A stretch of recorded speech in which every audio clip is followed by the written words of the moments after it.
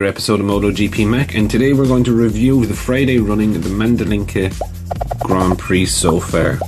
So FP1 was really mixed conditions. There was very heavy rain earlier on in the morning, and when the Moto 3 and the Moto 2 went out, it was very mixed conditions. What was very present that the dirt is still on the track. You could see the bikes that were coming back, they were absolutely filthy. Now for MotoGP, they got the better of the conditions. Being honest, it wasn't as bad, but still saying that it wasn't fully dry for them to have a proper go. Now Pol Espargaro topped the timesheets, and you see the results here, followed by Oliveira and Marc Marquez. At 1:33, much slower than they were at the test even. So, I'm not counting too much into FP1 as a an outlier or a preview to how things are going to go for the weekend, because being very honest, the track is still very dirty in FP1 for sure. The only things that I have really to call out about it was realistically, it wasn't a great session for Fabio. He was 1.2 off, and for Jorge Martin and Luca Marini being 2 and 3 seconds off respectively. It was quite a worrying session, if I'm honest. The conditions are the same for everyone, do you know what I mean? So there's no real excuse for being 3 seconds off.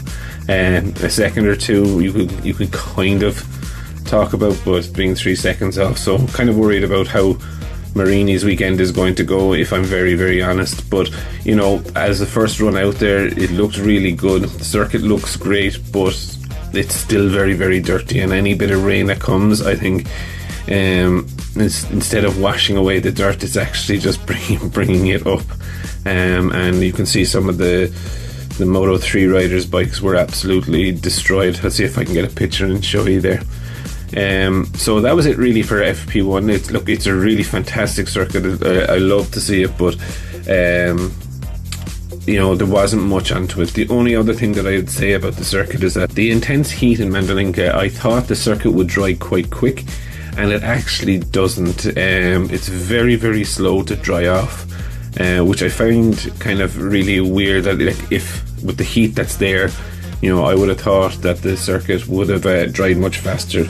And what I mean is that Silverstone will dry faster than Mandalika, even though Silverstone is not as warm or hot as there. So look, that was one of my takeaway notes from FP1, and now on to FP2.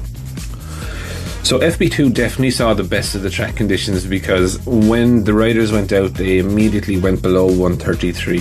Now it ended up with Fabio Quartararo leading the way on a 1:31.6. Now I definitely do think that there could be in the 29s or the low 30s in qualifying, so there is still a bit of pace to go there. Franco Morbidelli had another good session in second place, and Zarco in third.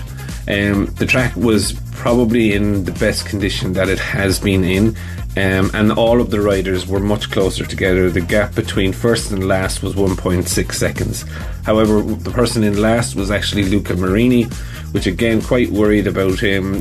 He's been tailing Charlie now the last 2 races or 2 practice sessions, so worried. Also, Marc Marquez was down there. Now he did have a crash in turn 11, but that unfazed him.